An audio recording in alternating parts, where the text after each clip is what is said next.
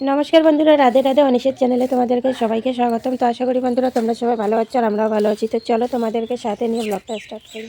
তো সত্যি কথা বলতে আমি ভালো নাই, আমার প্রচুর পরিমাণে মাথা ব্যথা করতেছে। এমনি তো সর্দি কাশি জানোই তোমরা, মানে কাশিটা কম, সর্দি লেগেছে আজকে 3 দিন ধরে, প্রচুর পরিমাণে সর্দি আমার। আর আজকে সকাল সকাল হঠাৎ করে পুরো মাথা ব্যথা করতেছে। তো ঠিক আছে, সাথে থেকেও পাশে থেকে আর কোলে কোলে ঘুরে বেড়াচ্ছে আর আমি এদিকে কাজগুলো করে নিই। আর এখানে যে ছাগলকে ঘাস দিছে যে, তাই দৌড়াচ্ছে। সকাল নিয়ে আসলাম থাল বাসন, এগুলো এখন মাজবো। তো এখন এগুলো আমি ধুয়ে দিব, কাপড় চোপড় মেয়ের কয়েকটা, অত একটা রোদ নাই, হাওয়ায় আছে, তবুও যদি একটু শুকায় যায়। তো আমার স্নান টান হয়ে গেছে আর মাথাটাও আজকে শ্যাম্পু করে নিলাম, ধুয়ে নিলাম। তো যদিও সর্দি লাগছে তবুও একটু মাথাটা ধুয়ে নিলাম, তার কারণ মাথাটা পুরো একবারে তেল দিয়ে চুবায় রেখে দিছিলাম, তাই একটু ধুয়ে দিলাম।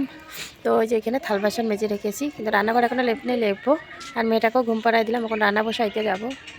আর শরীরও ভালো লাগতেছে না, তো চলো যাওয়া যাক। তো এখানে থাল বাসন সব মেজে ঘষে এখানে রেখে দিয়েছি বারান্দায়, তো ওগুলো এখন গুটায় রাখবো।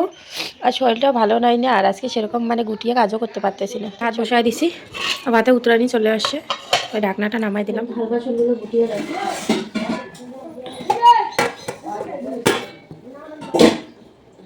ধুয়ে রাখছি, প্রায় 2 ঘন্টার মতো হয়ে গেছে। তো রোদেই রাখছিলাম বারান্দায়, আমি তো একটু শুকাই যাক।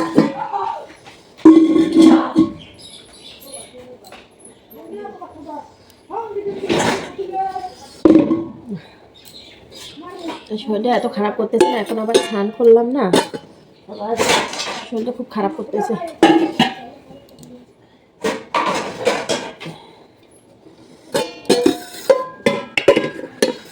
তো এই যে থাল বাসন গুটিয়ে রাখলাম, জগগুলো উপরে রাখছি আর এগুলো এখানে রাখলাম, বেশি থাল বাসন আজকে নাই। তো এখানে 2 পিস মাছ আছে, কালকে নিয়ে আসে মাছ এগুলো। তো ছেলেদেরকে এগুলো এখন পেঁয়াজ কাটে ঝোল বানাই দিব, আর কি যে বানাই দেখি। তো মাথা শ্যাম্পু করছি আর এখনো চুলগুলো শুকায় নাই, তাই একটু ছেড়ে দিয়ে রেখেছি, মেয়ের জ্বালায় তো ছেড়ে দিতেই পারি না। তো আজকে সকাল সকাল বরের সাথে মানে অশান্তি শুরু হয়েছে, অশান্তি শুরু হয়েছে। দেখো, আমরা কিন্তু ইচ্ছাকৃত করে চাই না যে আমাদের শরীর খারাপ হোক, বা আমরা কখনোই চাবো না যে আমাদের শরীর খারাপ হোক, আমাদের পরিবারের কারো শরীর খারাপ হোক। তো আজকে 1 বছর ধরে কিন্তু আমার মানে প্রচুর শরীর খারাপ যাচ্ছে, মানে আমারও যাচ্ছে, আমার মেয়েরও যাচ্ছে। আমি জানি যে ওষুধ কিনতে অনেক টাকা লাগে, সংসারের খরচা, এটা সবাই জানে, আমিও জানি, কিন্তু আমি তো ইচ্ছাকৃত করে তো আর ওষুধটাকে ডেকে নিয়ে আসি না, তাই না? তো আমার কিছুদিন আগে বুকের ব্যথা গেল, মানে অনেক প্রচুর পরিমাণে আমার মানে হঠাৎ একটা না একটা হয়ে যাচ্ছে। তো আজকে সকাল সকাল আর কি বরের সাথে একটু অশান্তি হলো। তো মানে খুব কেঁদেছিলাম আজকে, যেটা সত্যি কথা, খুব কেঁদেছিলাম। মানে বেকার হইলে যা হয়, আজকে যদি একটু ইনকাম করতে পারতাম না, তাহলে মানে স্বামীর এরকম করে কথা শুনতাম না। মানে কি বলবো আর, এখনও বললেও চোখ দিয়ে জল বেরিয়ে যাচ্ছে, কিন্তু কাঁদবো না। কারণ কি বলতো, কেঁদে লাভ নাই, শুধু চোখের জলগুলো আমার নষ্ট হবে, কিন্তু দুঃখটা তো রয়ে যাবে, তাই না? তো সব থেকে কী বলতো, আজকে যদি নিজে ইনকাম করতে পারতাম, নিজের মতন করে যদি চলতে পারতাম, তাহলে মানে এরকম কথা শুনতে লাগতো না। আমাকে বলে 365 দিনের মধ্যেই তোর ট্রিটমেন্ট চলে, তোকে এইটা করতে লাগে, ওইটা করতে লাগে, তোর প্রতিদিন শরীর খারাপ, এইটা ওইটা, মানে আমার বর আমাকে তুই তুই করে কথা বলে। তো আর একটা দিন যায় না যে তুই অসুস্থ নয়, প্রতিদিন। দেখো তো, আমি যে মেয়ে থেকে যে বড় হয়েছি, মেয়েবেলাটা কিন্তু আমার অনেক কষ্টের ছিল, কিন্তু ভগবান একদিকে দেখেছে, আমার কখনো কোনো কিচ্ছু ছিল না। একদিন কোনো দিন মানে হঠাৎ করে জ্বরও কোনো দিন আসে না, আমার বাবা বলতে পারবে না যে আমার জন্য ওষুধ কিনে। বাবার বাড়িতেও কিন্তু আমি মেয়ে থাকতে অনেক কষ্ট, যন্ত্রণা, অনেক কিছু ভোগ করেছি, তারপরেও কিন্তু কাউকে মুখ ফুটে কিছু বলি না। যখন কষ্ট হতো কান্না করতাম, শ্বশুরবাড়ি আসার পরেও কিন্তু অনেক কিছু গেছে, তবুও সহ্য করেছিলাম, কাউকে কিছু বলতাম না। কিন্তু এখন এখন যে আমি সন্তানের মা হয়েছি, তিনটা আমার সন্তান হয়েছে, শরীরে তো স্বাভাবিক একটু ঘাটতি হবে। আর সব থেকে ভালো কথা, আমার খাওয়ার কোনো টাইম টেবিল নেই। এটা বলবো না যে আমার শ্বশুরবাড়িতে খাইতে পারতেছি না, পড়তে পারতেছি না, সেটা না, শুধু মানে আমার করার অভাবে আমি মনে করো ঠিক টাইমলি খেতে পারি না। কিন্তু ভগবানের আশীর্বাদে যে যেটুকু চলতেছি, মানে 3 বেলা তো পেট ভরা ভাত খাইতে পারতেছি। আমি শ্বশুরবাড়ির নিন্দাও করবো না, শ্বশুরবাড়ির বদনামও করবো না, কারণ শ্বশুরবাড়িটা হচ্ছে আমার, পরিবারটাও হচ্ছে আমার। তো সেটা বড় কথা নয়। দেখো, শরীর খারাপ, এটা যখন আমরা মানব মানব যখন হয়ে আসি, আমাদের শরীর খারাপ হবেই। তো এইটাতে যদি মনে করো বর যদি বিরক্ত হয়ে যায়, তাহলে আমরা কার কাছে আশ্রয় নেব? আমাদের কাছে তো বরেই সব কিছু, তাই না? কারণ মেয়ে একটা যখন বিয়ের পরে যখন শ্বশুরবাড়িতে আসে, তখন সব কিছু নির্ভর করে তার স্বামীর উপর, যে আমার স্বামী পাশে থাকবে, সাথে থাকবে, আমার স্বামী আমাকে দুঃখ সুখের সঙ্গী হবে, এইটাই তো আমরা আশা করি, তাই না? কিন্তু স্বামীরা যদি এরকম করে দুঃখ দেওয়া, কষ্ট দেওয়া কথা বলে, তখন নিজের থেকে এরকম লাগে না? আমাকে আমি নাকি বলে চিররোগী, আমার জন্য নাকি বলে এইটা ওইটা, মানে নানান কথা বলে জানো, কিন্তু আমার না সহ্য হয় না। হ্যাঁ আমার স্বামী এমনি কিন্তু ভালো, আমি বলবো না যে উনি খারাপ, ওনাকে অসম্মান করে, কিন্তু যখন ওর রাগ উঠে না, ও এমন এমন কথা বলে না, শোনার না। সব থেকে বেশি খারাপ লাগতেছে, আজকে যদি ইনকামটা করতাম তাহলে মানে স্বামী আমাকে এই বড় কথা বলতে পারতো না, যে আমি 365 দিনের মধ্যে, আমি 365 দিনে মানে রুগীর অ্যাক্টিং করি, যেটা সত্যি কথা, সর্দি কাশি এইটা ওইটা, কিন্তু এগুলো তো আমি চাই না যে আমার আসুক। আমি কি নিজে নিজে চাবো যে আমার শরীরটা খারাপ হোক? আমি কখনো চাবো যে আমার শরীরটা খারাপ হোক বা আমি অসুস্থ হই বা অসুস্থ করা কি ভান করবো? কারণ এই সংসারে আমি একা, আমাকে সারা দিনে কাজের মধ্যে থাকতে লাগে। আর আমি কি কখনো চাবো যে আমি ভান করি? সেটা কি ভগবানের সহ্য করবে? কিন্তু আমার স্বামী মানে আজকে সকাল সকাল এমন আঘাত দিল, এমন দুঃখজনক কথা বললো, সেটা মানে আমি বলেই হাসি মুখে সহ্য করে আছি। হ্যাঁ কেঁদেছি, অনেক কেঁদেছি, কিন্তু তবুও সংসারের কাজ যে করতেছি না সেটা না, করতেছি। সন্তান স্বামী সংসার সবই তো আমার করতে তো লাগবে, আমরা নারী, একই কথায় আমরা নারী, আমরা সব কিছু সইতে পারি, মানে আমাদের সহ্য করার ক্ষমতা তৈরি করতে লাগে। তা আমি ছোটোবেলার থেকে অনেক কষ্ট করতে করতে না আমার এগুলো সহ্য করার ক্ষমতা হয়ে গেছে, কিন্তু এখন না আর সহ্য হয় না। যখন এগুলো কথা বলছে না তখন আমি খুব কান্না করতেছি, মানে আরও অনেক কথা বলছে, মানে সব কথা তো আর সব কথা তো আর শেয়ার করা যায় না, তাই না? মানে যেগুলো আমার শেয়ার করা যায় সেগুলোই তোমাদের সাথে শেয়ার করলাম। যখন তোমরা আমার আপন হয়েছো, তোমরা আমার পরিবার হয়ে উঠছো, তোমাদের সাথে মানে কথাগুলো শেয়ার করতেছি।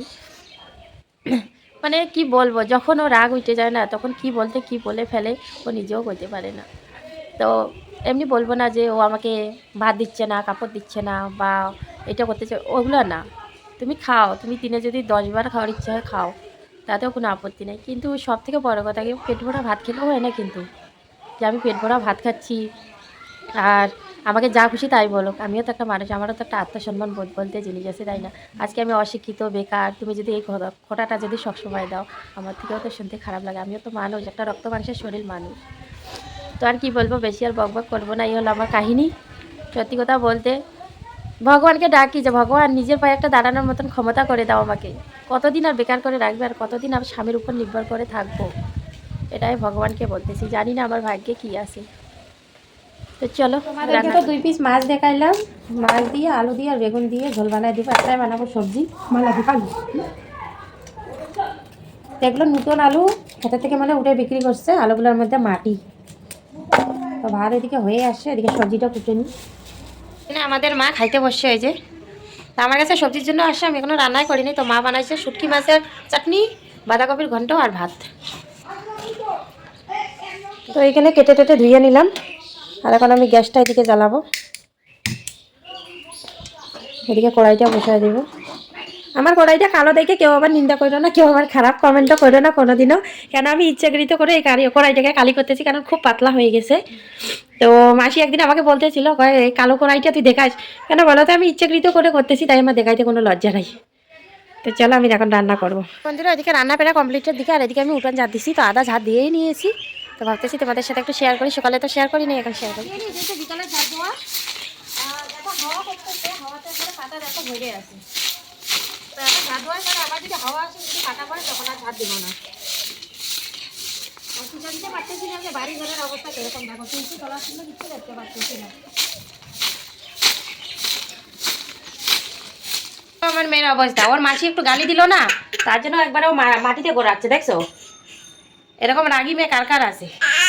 এই যে ওর মাসি এদিকে আছে বসে, ও গালি দিল, আর ওইখানে এই যে গালি দিছে, ওর মাসি ওকে গালি দিছে, গো তোমরা একটু আদর করে দিও। আজকে কাজলের টিপ দিনই মাটাকে, আমার সোনা মাইটা, আমার লক্ষ্মী মা, কিছু খাচ্ছে না গো মেয়েটা আমার, একটু খাচ্ছে না। বন্ধুরা সন্ধ্যার সময় আসলাম ধনেপাতা উঠানোর জন্য, দিনের বেলা না কেন জানি মনে থাকে না, তো রাত হইলে ধনেপাতা উঠাইতে আসি। তো এখনও সেরকম রাত হয় নাই, মানে সন্ধ্যা হয়ে আসতেছে, মানুষের সন্ধ্যাবাতি দিচ্ছে। তো বসুমাতাকে প্রণাম করে এখন আমি ধনেপাতা উঠাইতে আসছি। তো বেশি বড় না, একটু একটু ছোটো ছোটো, তো একটা সবজির মাপে উঠে নিয়ে যাই। আর যত সন্ধ্যা হয়ে আসতেছে তত আমার নাক খাইছে ধরতেছে, মানে নাকের পরিস্থিতি আমার খুবই খারাপ, আর গলাও বসে যাচ্ছে, কথাগুলোও ক্লিয়ার আসতেছে না। তো দুপুরবেলা তো নিয়ে গেছি, তখনই যদি একটু বেশি করে নিয়ে যেতাম তাহলে এখন আর উঠাইতে লাগতো না। তো কী করবো এখন, এখন তো আর ধনে পাতা কিনে না না বাড়িতে হওয়ার পর থেকে, তো তুলে নিয়ে যাই, আর নাহলে গালি খাই আবার বাড়িতে, দিনে কী করে জুটোস না কেন। আজকে বেলা থাকতে থাকতে একটু উঠাই নিয়েই যাই।